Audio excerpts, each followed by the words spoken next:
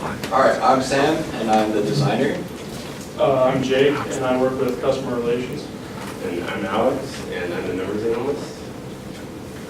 And we are ShieldDrive. Before I continue, I just think some of you probably have noticed it's a little hot outside. Do any of you guys own a vehicle that can take the top down, or a Jeep or anything like that?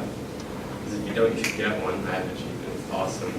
But that also plays into a story. I have a friend, not a personal friend, but someone I know of, named Sam, not that Sam, but this Sam was driving in her Jeep down the road, and it was a beautiful day. She had the top off, she was in the new Wrangler, and that's what you do on a hot summer day. And she was going around 40 and got a text message and decided to look down at it and pulled the wheel to the side. Unfortunately, the Jeep was not salvaged, but Sam was fine. And Sam, 2 years later, came to become the girlfriend of our fine friend Jake here. And that kind of gave us the inspiration to solve this issue known as teenage texting and driving. All right, so obviously with the story, the problem that we have here is teenage texting and driving. We did a lot of research about this and found out a couple facts here that 1 in 4 car accidents in the U.S. are caused by texting and driving. About every year, 330,000 accidents are caused by texting and driving, and about, on average, 11 teens die a day from fatal accidents. So with our solution, we created ShieldDrive. It is a combination of hardware and software used between 2 phones. One of those phones being the child's phone that is going to be in the car, and it's going to be connected with the parent's cellular device. And also with a third item, that being the beacon. The beacon will be in the vehicle, and once the child enters the vehicle, it'll pair with the beacon and disable any features on that phone that the parent decides on. So, okay, the customer. It's going to be affecting, obviously, teenage drivers by, making them more focused on the road, having traffic ease. It's going to affect parents. It's going to give them a sense of safety in their children. And overall, it's going to affect the community by giving everyone safety. We found 2 forms of competition. One of those directly being focused by TeenDrive.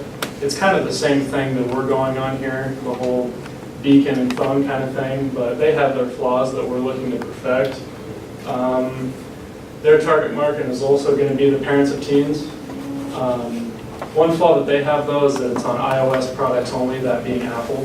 So we look to make it further than just iOS on other sorts of phone companies and everything. And they have beacon restrictions, that being it can only go so far from the phone. It has to be inside of the vehicle, and it can be just as easy as throwing it out the window if they wanted to. Another competition we found was on Apple's software itself, that being the Do Not Disturb mode. Yet again, this is strictly just for iPhone users. It's easy to disable, so it's on the child's, it's if they want it on or off. We want to make it work to where that it's not their choice, it's the parent's choice. So, as Jake said, the things that make us unique are our customizability, our simplicity, and the fact that we're parent-friendly. At least you are a parent here. I'm not sure about the rest of you. And we're not saying that adults and parents don't know how to use technology, but we want to make it an effort to make this as smooth as possible. So the things that make us better are only parents are that they dictate what is accessible when the teenager is in the car. So if there's anything like texting, Snapchat, Instagram, social media, all of that stuff can be disabled from the parent's phone, and then that, controls what is accessible when in the vehicle.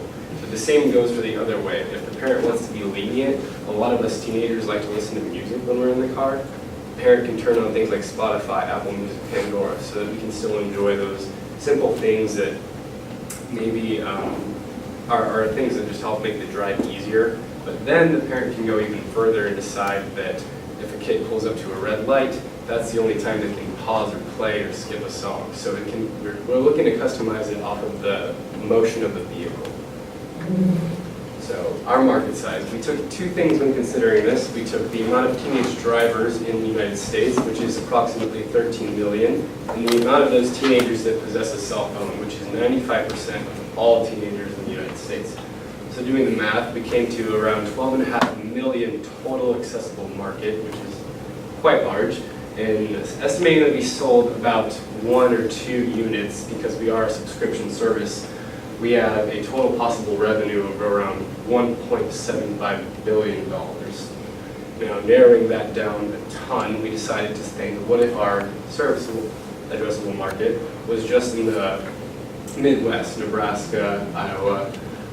We decided that we could service around 240,000 customers potentially, and that drops our revenue down to around 19 million. So narrowing that down even further, we said, what if we had a goal of getting our product out in year 1 to 25,000 of those customers, just having them hear about us. And if we could turn over 15% of those 25,000, that would lead to us servicing 3,750 customers. We would have a 3.15% market share and a revenue of around $206,000. Now, that's still quite large, so we decided to scale it down even more and said that in year 1, what if we had just around 0.9% market share?